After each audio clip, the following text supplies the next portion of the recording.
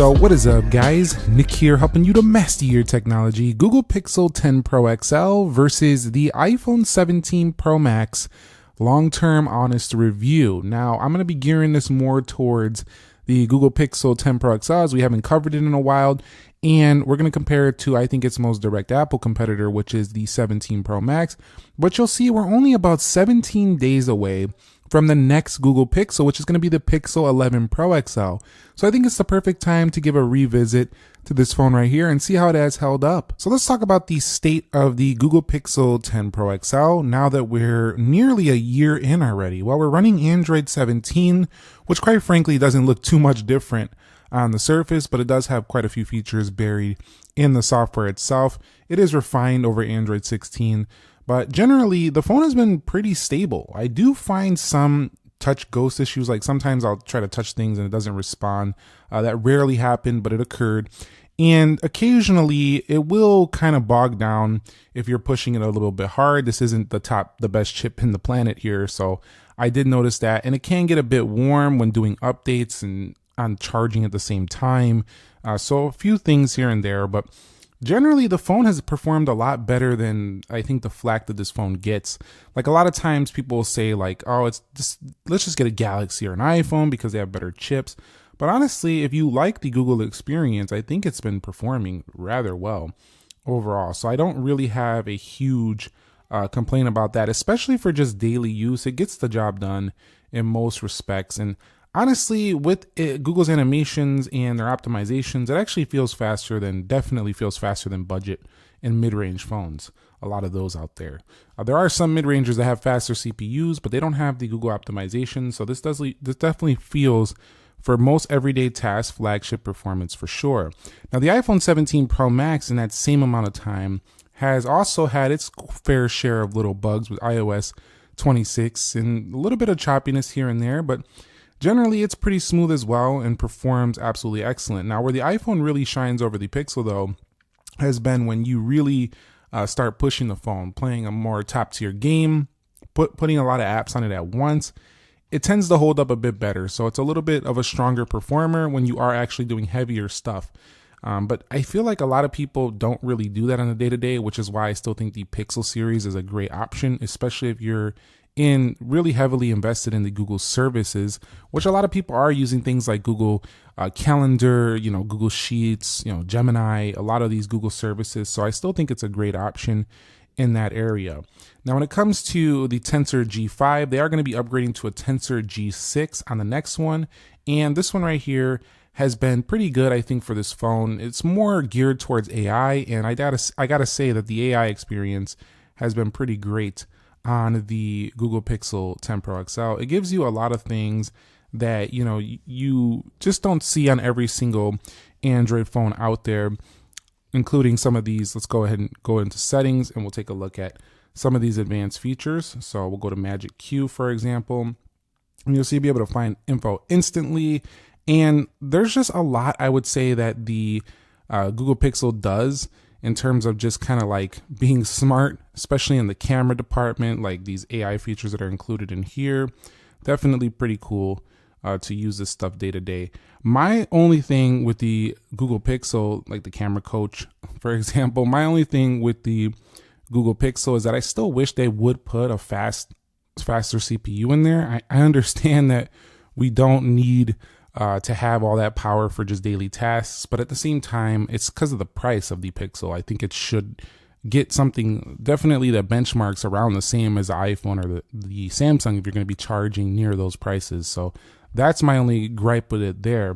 Now, a year later-ish we're not quite a year, but getting close to a year with the iPhone, its performance has been really good thermally speaking. The whole thing they were talking about, with the unibody construction, keeping that thing thermally cool. In my actual ownership with it, it's been spot on. As a matter of fact, I cannot recall a single time this phone got too warm. So I don't know if I've ever experienced an iPhone in history that was like that. So I really love what they did with the thermal efficiency. It's actually really good for daily operations with this phone, especially how heavy we use our phones these days. Now, moving on to software. Now, the Pixel to me is still that tried and true Very simple, near vanilla, but still Google-fied, Android experience. Not quite vanilla, but it's pretty good. You do have quite a few features in here, and I think if you're really into like a very simple experience and you don't want like a ton of extra features, I still think Google is the way to go here with these devices. They're pretty simple, they're pretty modern.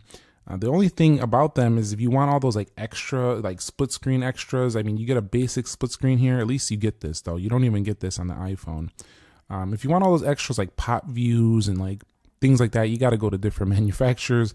They do keep it pretty simple on here, but that's a good thing if you want a more minimal experience, which a lot of people are kind of after with the, with the way phones are going, and people are just feeling overwhelmed with all the information, everything. A lot of people are gearing a little bit more towards minimalism. I feel like nowadays it's like a more simple software. So I do think that this has a great place right now. But for those of you who are into the heavier feature set, it's still not going to suffice here.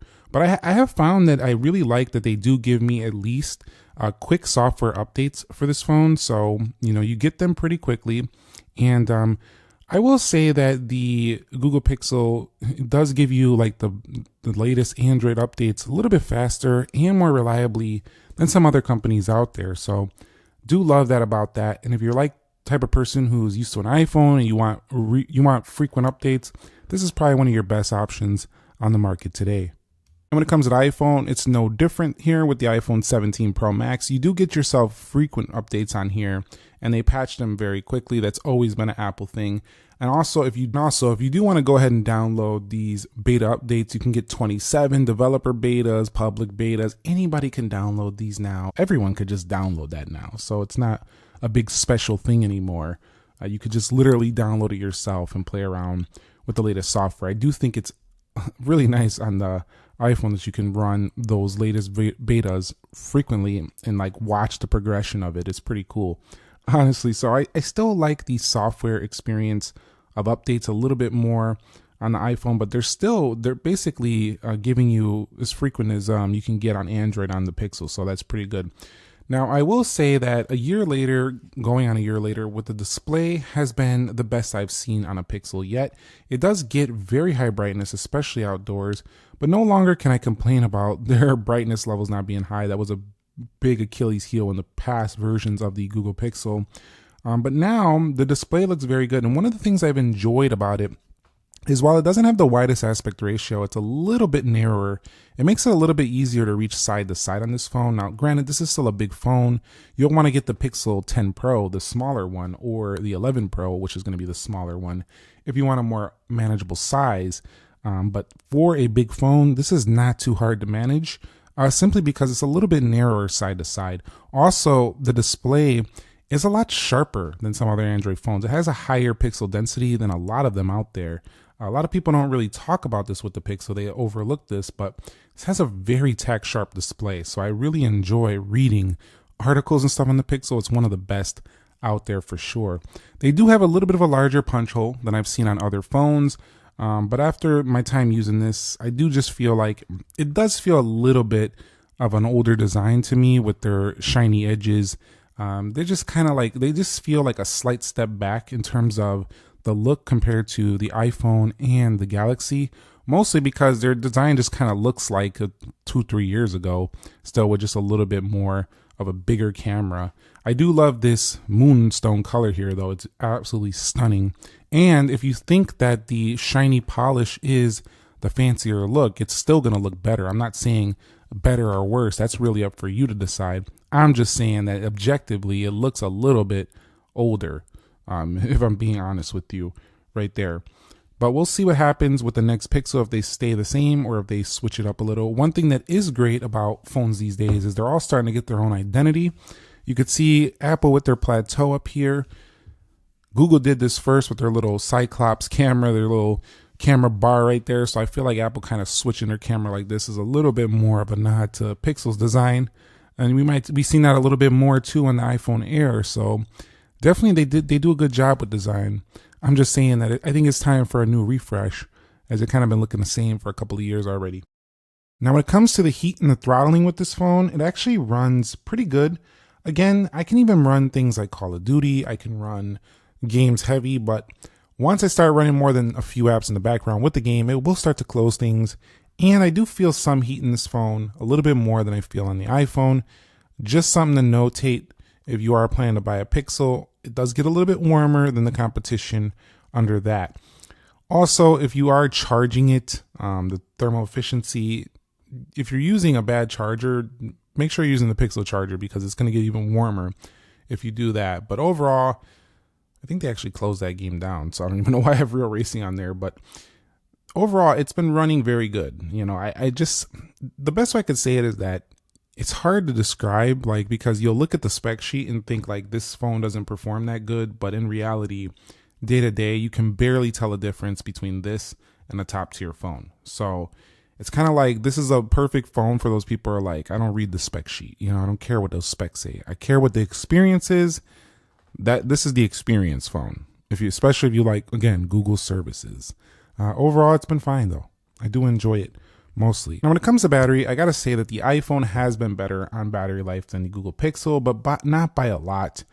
Enough though. It does seem to last a lot longer in terms of just kind of like heavy use on the iPhone. But once the Pixel adapts to your daily experience, I find them within an hour and a half or so, leaning towards the iPhone. But Pixel's still really good with the area standby time. I find it to just really hold on very strong. But the iPhone 17 Pro Max, the only phone that has beaten this one for me is the OnePlus 15 in terms of battery. So this one's really good. Once it adapts, it does a great job. It's an all-day phone and then a little bit, but this is like an all-day phone and then a half of a next day. So the iPhone has won it out for me in battery, but I do like that the Pixel still does way better than Samsung with standby drain time. And one thing I did notice though is that specific apps will drain the battery a bit more on the Pixel. So if you are looking for the best battery, make sure you're monitoring what applications are sucking up the battery, because you can get a really bad app experience, like an app that's draining battery, and think it's the phone, but really it was this specific apps. Same can be said for the iPhone, but I feel like I noticed that more on the Pixel, where certain apps I had to delete because they would drain the battery just a bit more than I would like. Now, if we go over here to camera, we'll get off the camera coach. One of the things that has always been the Pixel's strongest strength is its camera, and it's no different now. Actually, this camera does heavy processing, heavy AI processing to get great images.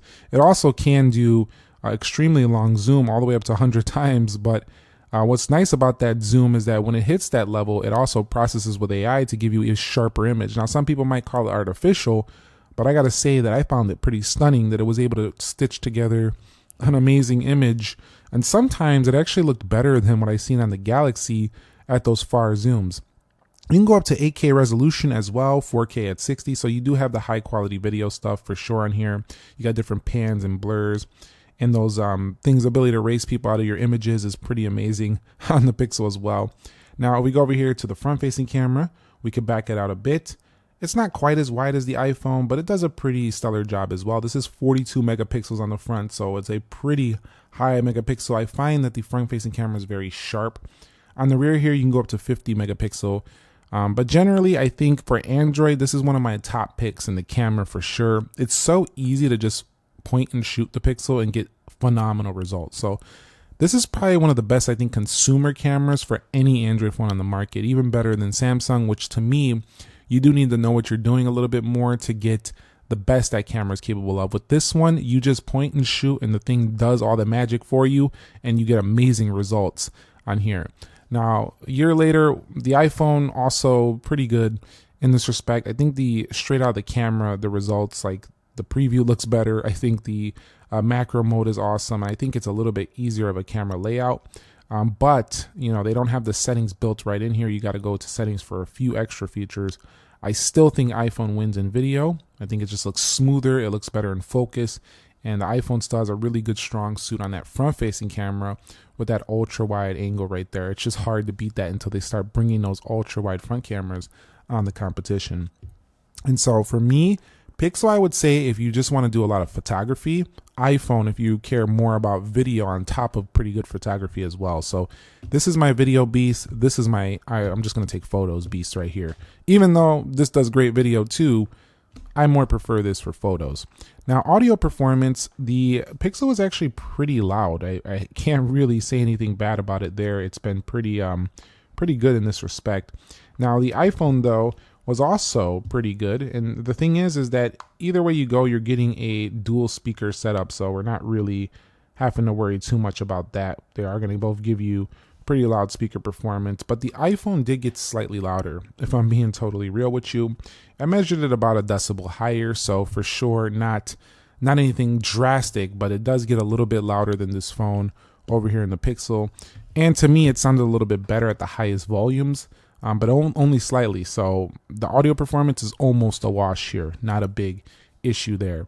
Now, when it comes to your actual modems, I have to say the iPhone does have the better modem experience. So if you are looking for better phone call, reliability with their modem, I think this is the winner right here. The Pixel does pretty good as well, but not quite. It does quite good as well, but I found lower bars on the Pixel a little bit more often than I did on my iPhone. So if you are looking for excellent call quality, I would say both of them are fine, provided you're in locations with good signal. But I just found a little bit stronger 5G, a little bit better connectivity on the iPhone experience over this year. That means that sometimes I would have, slower, 5G dropping into 4G on the Pixel a little bit more often. In this one over here, I would stay in 5G more frequently and also have a little bit more higher bars in those areas where you wouldn't expect it to be, like, garages, things like that, where like the walls are enclosed and you don't have a full signal to outside. That's just something I have to say. But the Pixel, to me, wrapping things up, is the better overall AI phone for sure. And maybe if you like a phone that is a little bit more, way more Google-fied, like you like the Google services, you can get those apps on here, but you also get the Apple apps on here. You'll probably like the Pixel, but at the end of the day, long term, these phones have been pretty competitive, but the iPhone seems to stand a little bit above the Pixel. I think mostly because it feels like you're not sacrificing anything, like in terms of the performance. The RAM is good on both. We have 16 gigs here, which helps more with AI than this phone. But the actual chipset, the actual video is smoother, and I think the app selection is pretty polished on the iPhone, but still with Android, it's pretty open and you have a lot to do. It's been good. I'm shocked how well this phone competes, even though it doesn't have the fastest CPU. And I think a lot of people give it more flack than it deserves. I think it's been pretty good. So I'm looking forward to the Pixel 11 Pro XL. Let me know if you are too, and stay tuned because we will be covering that phone eventually here on the channel. And let me know your thoughts if you have a Pixel 10 Pro XL, 17 Pro Max, or you're just interested in maybe getting one of these, or you just want to talk about them. Let me know your opinions, your thoughts down below, your experiences. Thumbs up if you enjoyed it. Subscribe if you haven't already. And I'll catch you on the next episode. Nick here. Be sure to be well. And peace.